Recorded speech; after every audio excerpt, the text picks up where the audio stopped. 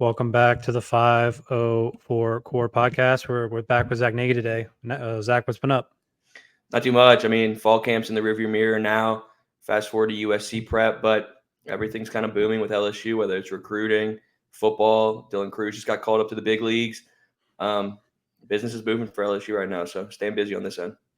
Yeah, for sure. Let's start off with recruiting. I know the big fish tomorrow is Jonah Williams. What's the latest with him? Yeah, I mean, Jonah Williams is the number one safety in the country, and he's down to 5 schools, but it really looks like it's a 3-horse race between LSU, Texas A&M, and Texas. And LSU swung for the fences here. I mean, this is a dual sport athlete trying to play football and baseball, and we all know LSU's baseball program is superb. So Jay Johnson's been in on that recruiting battle and doing all he can, but right now it kind of seems like Texas, the Longhorns, are kind of surging right now. They're starting to make some noise out here, and we've seen some predictions come in for the Longhorns from a lot of different analysts and recruiting experts, and it seems like they might win out here tomorrow at 6:30 p.m. Central Time when Jonah Williams makes his decision on August 24th. But look, LSU's done their due diligence here. They got on the phone with him earlier this week. It was a long conversation. I heard that they were on the phone for hours, is what I was told, because it's a dead period. You can't have like in-person contact right now, but you can still talk over the phone, and they did that. But it looks like he might be staying in the Lone Star State and committing to Texas. We'll see. LSU's going to keep pushing here. Recruiting game's fluid, man. Anything can happen in the last 24 hours. So LSU's going to keep trying. We'll see what happens there. But it seems to me like it's a Texas LSU battle, and we'll see what happens. And then on the other side of recruiting, you're going to see another guy pop tomorrow, and that's Aiden Anding. That's the number 2 rated cornerback in the state of Louisiana, and he's super talented. This is a guy from the Ruston, Louisiana area. He's kind of bursting on the scenes really late right now, and LSU got in on him over the summer. They extended an offer in June, and here we go. We're trying to see if we can lock him in, and all things point to that being the case. I put in a prediction for LSU to land him tomorrow, and look, this is a really impressive recruiting haul in the cornerback room for this program. You got DJ Pickett, the number 1 cornerback in America. You got Cade Phillips, a top 10 cornerback, and then you add Aiden Anding into the mix too, and you're really putting together a really impressive package in the defensive backfield for the future. So those are the 2 guys that are looking to pop tomorrow. We'll see if they go 1 for 2, 2 for 2, who knows? But I would expect them to at least get 1 in Aiden Anding, and then we'll see what happens in the evening with Jonah Williams. Would they add another cornerback if they get Anding? I think Aiden Anding's kind of the cherry on top for now. Obviously, you're going to keep swinging for the fences for Jabari Antoine, the number 1 cornerback in the state who committed to Miami. But for now, seems like that's kind of far-fetched. They're going to keep trying to get him in town for a visit during the season for a game day experience. But right now, it really looks like that's your kind of your trio that you're going to work with in Pickett, Phillips, and Anding. Yeah, they should bring him to the Ole Miss game. I mean, Ole Miss is going to be top 5 team, night game. That's like perfect. I think that would be like the perfect recruiting weekend for out of No everything doubt. they got. Yeah, I mean, I think that's going to be insane. 100th anniversary as well. So, yeah. Any other recruits? What about Mike Tyler? We didn't even talk about him. Yeah, getting Mike Tyler on board is tremendous. It was a really, really good 24 to 36-hour stretch for the program last weekend. You get a guy like Mike Tyler. He's kind of an under-the-radar recruit. He's a 3-star, but, man, he's bursting with potential. He's a receiving threat, and he complements the other tight end commit in the 2025 class really well. LSU went out and got the number 1 the number 1 tight end in the state, and J.D. LaFleur. They got him to commit a while back. He's a really nice blocking tight end, and then you get somebody like Mike Tyler, who's a receiving threat. 2 complement each other really, really well. So it puts the program in good position for the future. And then, 24, 36 hours later, you get a commitment from Cade Phillips, who flipped his commitment from the Texas Longhorns. And for me, that's the big fish. I mean, you have DJ Pickett. It's the number 1 cornerback in America. Obviously, that's going to be your crown jewel on the defensive side of the ball. But you pair him with Cade Phillips, and you're looking at an insane overhaul or revamp that would be of that cornerback room. You go out and get Cade Phillips, who's a long, lanky cornerback. He's a guy who really fits the Corey Raymond kind of like prototype when it comes to the recruiting kind of scene. So, look, you go out and get Cade Phillips. That's tremendous for this program. And now we kind of see where they go from here. Hopefully you lock in Anding, and you're really putting together a program-changing 2025 class. Yeah, we'll stay on DBs right now. So Ashton Stamps, is it pretty much locked down? He's the number 1 cornerback? Yeah, I would put him he's penciled. He's a starter. Ashton Stamps has had a fantastic fall camp. He's bulked up to about 190 pounds. His technique, everything about him is just kind of jumping off the page. He's looked phenomenal in one-on-one coverage, man coverage, drop back in zone, which we're not going to see too much in Blake Baker's scheme, but he's kind of doing it all for this program right now. And he's locked in as your cornerback 1. Who's alongside him, we'll see. But it's going to be an interesting kind of next week leading up to USC. Who's it between like Sage Ryan, Woodland, J.K. Johnson, like just those guys? For me, I mean, Sage Ryan's battling a grade 1 hamstring injury right now. I think he'll be good to go for USC, but Stamps and Sage Ryan have been your two cornerbacks that have been rolling with the first team. And I think that's really just kind of just letting PJ Woodland get acclimated to SEC football, whether it's practices and then in-game situations. I think by the time it's all said and done this season, you'll see Ashton Stamps and PJ Woodland be your starters, and then you'll flip-flop Sage Ryan back to his natural position of safety. But don't count out J.K. Johnson either. This is a guy who's had a really good camp. He's kind of starting to evolve into somebody that they can rely on and gain trust in. We saw him take first-team reps when Sage Ryan was out the other day. So, look, J.K. Johnson could very well slide into the mix alongside Ashton Stamps, but it's going to be a battle there. You're going to have a lot of guys competing for that opposite side, whether it's J.K. Johnson, P.J. Woodland, Zy Alexander's starting to get back healthy again. You're going to have at least 4 guys that are competing for that second starting spot. How do you think like Zy Alexander will be ready, or they're just going to slowly work his way back from that ACL tear? Yeah, I'm going to work with the latter on that statement. I think they're going to kind of work him in towards, SEC play is where I'd expect him to get back to 100%. I think he's hovering around 85% right now. He's not necessarily as sharp as we've seen him in the past. Look, people recover differently from ACL injuries, and this is a guy who's trying to take him a little bit more time. But ultimately, he's going to get on the field come SEC play and be a pivotal piece. But he's already getting back into the second team reps. He's starting to work his way up the depth chart again, and he just needs to get that athleticism and twitchiness back in the fold. Do you think Spears or Kylan Jackson are going to see the field this year? Look, if you would have asked me a couple weeks ago, I would have said Deshaun Spears would be a guy that sees the field immediately. But now it's going to be really interesting just because, Jordan Gilbert's penciled in as a starter, but next to him is Jordan Allen, who's a starter right now. But if Sage Ryan flips back to safety, Sage Ryan is a starter. And then where do you go from there? Can Kylan Jackson get on the field? Can Deshaun Spears get on the field? It's going to be an uphill climb for them to see the field, but I wouldn't be surprised if you see them get on the field when it's like Nicholls State and these out-of-conference games, just to kind of get acclimated to the college game. But to answer your question in short, I'd fully expect Kylan Jackson and Deshaun Spears to both see the field.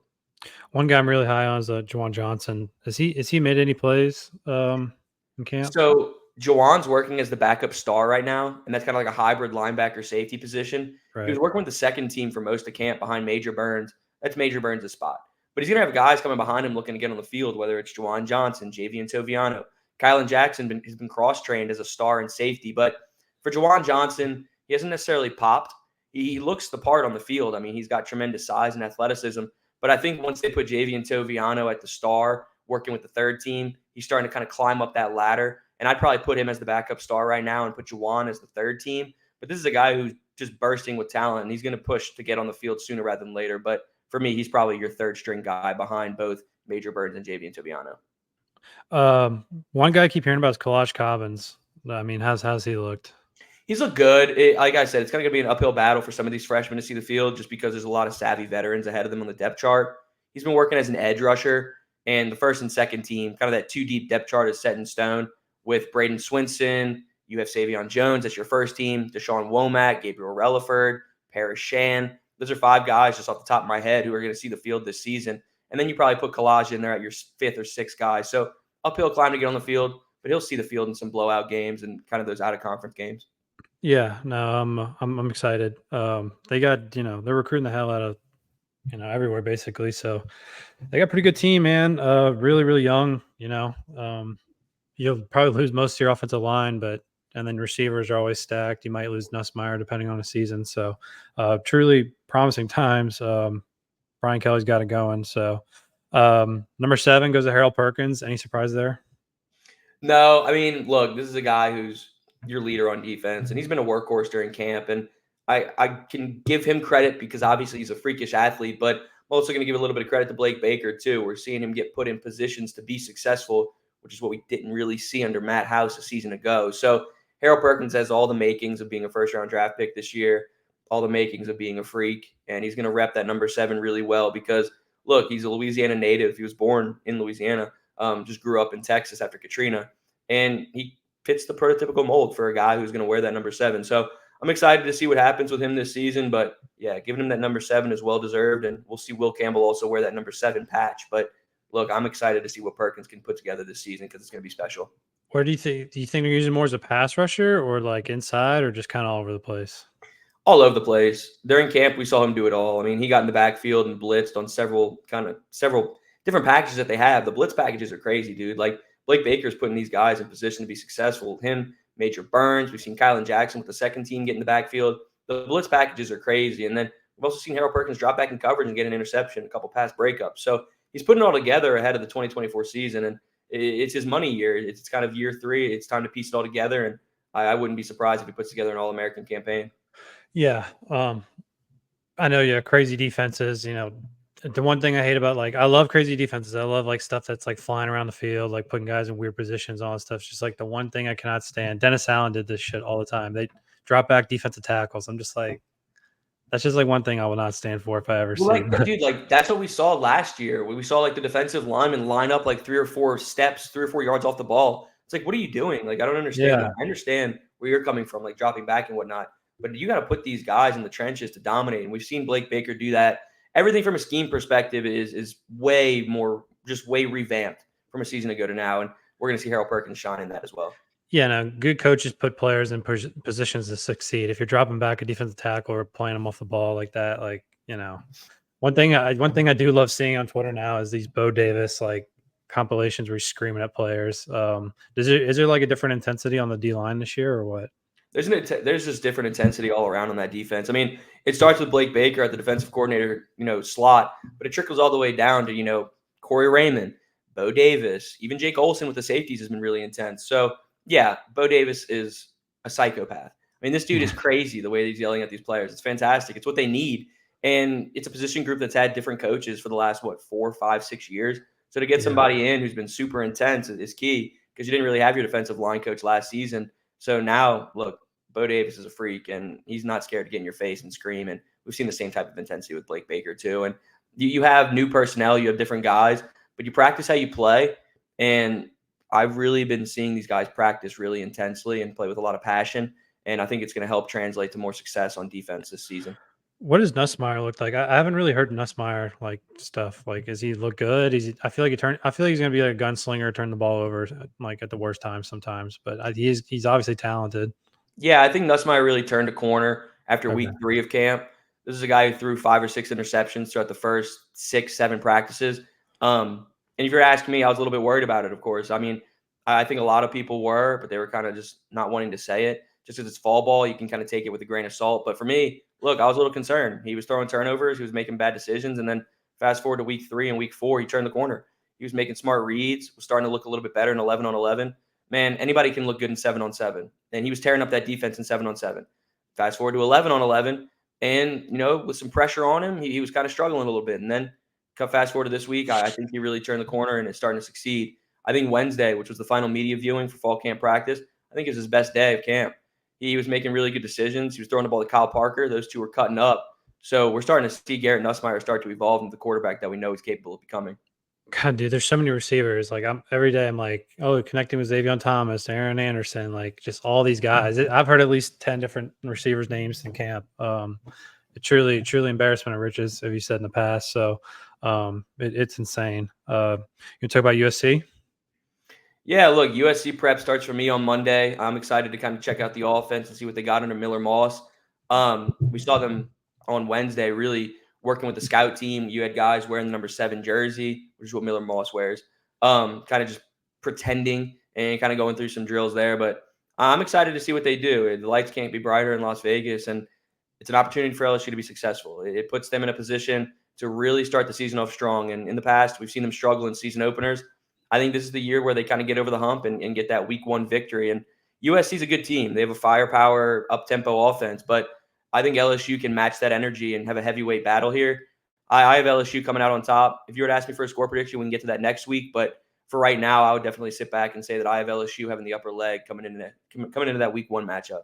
The spread originally was 6.5, and then it went down to 4.5. So a lot of late money on USC. Yeah, it's just kind of amazing how they're basically the same team, right? I mean, you're both losing a Heisman quarterback. Like, both have terrible defenses, or at least last year was terrible defense. You both fired your coordinator. Like, it's just kind of insane. Both head coaches are going into year 3 with their new programs, Lincoln Riley, Brian Kelly. There's a lot more behind the surface. Yeah, like there's so Yeah. much more I can name. So it's pretty crazy how that is. I don't know how USC is in openers, but LSU needs to kind of turn it around in that area. So they haven't won one under Brian Kelly, but I think Yeah.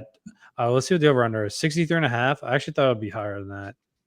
It's going to be a high scoring game. It's going to be a really high scoring game, and I think LSU just comes out here and they have to start they have to get shot out of a cannon.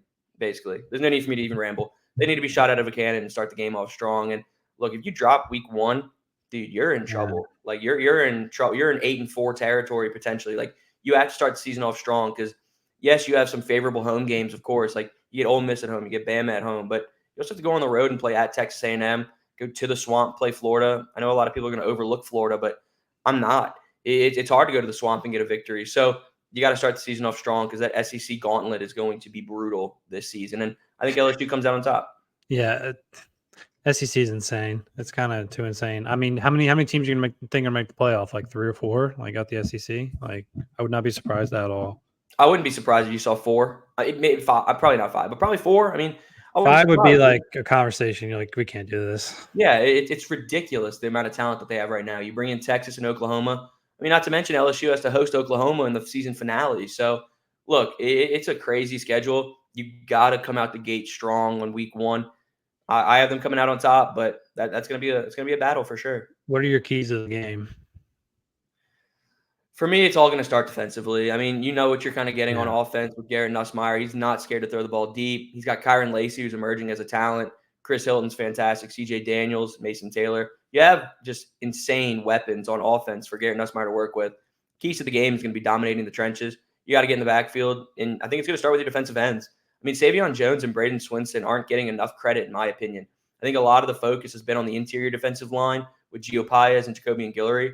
And yes, it was a position of weakness during spring camp. Like there was going to be a point of emphasis on that position group. But for me, I think your defensive ends are going to take so much pressure off of the interior defensive line. Dude, I'm really high on Savion Jones. This is a guy who's had a stellar fall camp. He's been balling. And he's been showing out against Emory Jones in one-on-ones too. And Emory Jones is one of the top tackles in America. So I have Savion Jones as a breakout candidate. I think Braden Swinson's fantastic. And not to mention Deshaun Womack, who's a 5-star talent, who's going to come in and be a Swiss Army knife for you too when need be. So look, for me, it's you dominate the trenches and have your defensive ends thrive. See how your secondary unfolds. Put in a couple different rotations, see what you need to do there. But dominating the trenches and letting Garrett Nussmeier get off to a hot start are really just two things that I'm kind of honing in on to be what gets you over the hump and takes down USC in Las Vegas. Yeah, I'm glad you mentioned Deshaun Womack. I think that dude's going to be, a third down pass rusher, and he's going to be like a Barkevius Mingo kind of role. I guess he's bigger than Mingo. I'm not sure. Mingo's like really, really lengthy. Does he look lengthy up there? Or is he like? Dude, Womack's massive. He's a freakish talent, but I just need to see him continue putting it all together. I mean, he got first team reps for the first half of camp because Braden Swinson was kind of focusing on graduation, and he missed the first 2 weeks of camp, just kind of doing his thing academically, trying to get his degree. So you saw Sean Womack slide in with the first team on the opposite side of Savion Jones. He's going to see the field this season. He's just got to continue piecing it together. And I think year 3 is going to be where he breaks out in 2025. But this is a big, I'd say a stepping stone year for him to learn under two guys like Braden Swinson and Savion Jones. Yeah, probably a blessing in disguise. You got the 2 weeks, honestly. Get those reps. So, my keys of the game pretty easy. Just don't give up the big plays. Like, I think if they do that, I think they'll be fine. Brian Kelly did say in a press conference, kind of went unnoticed. I didn't really hear many people talk about it. He's like, so what we do best, like run the ball and play defense or something like that. Do you think there's gonna be more an emphasis on running the ball this year? Yeah, I think there is. I mean, you lose somebody like Jaden Daniels who rushed for over 1,100 yards last season. You lose Logan Diggs, who was a 650-yard back too. You're losing a lot of production on the ground. And a lot of those yards by Jaden Daniels were kind of just like scramble plays and just like working his magic. I think you have to place an emphasis on those two guys, and Josh Williams and Caleb Jackson, and work from there. You're starting to see a lot of different schemes on offense. Will Campbell getting out and pulling and leading the run. And I think that's going to be a key this season. And it starts with Caleb Jackson. Everybody's going to talk about Josh Williams. He's number 18. He's deserving of it. He's an elite pass protector. He's shown quick twitchiness. He's shown flashes. But you have to ultimately give Caleb Jackson the reps that he deserves in order to have a breakout season. I think we're going to see that. I think that 1-2 punch is fantastic.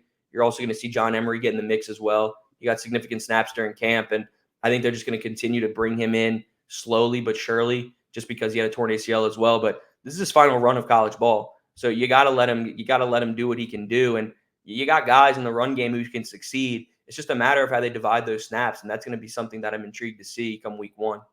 Yeah, no, I'm really excited. If we don't get a pod in before the game, what are you thinking score wise? It's tough, man. Like for me, I would say I almost want to go with the under of that 63.5. I want to say LSU wins like 34-24 or something like that. I definitely like to try to get a pod in next week before, because I kind of want to do a little bit more scouting. But for me, I think LSU wins by a score, maybe 2 scores, um, maybe 10 points. Let's say 34-24 right now.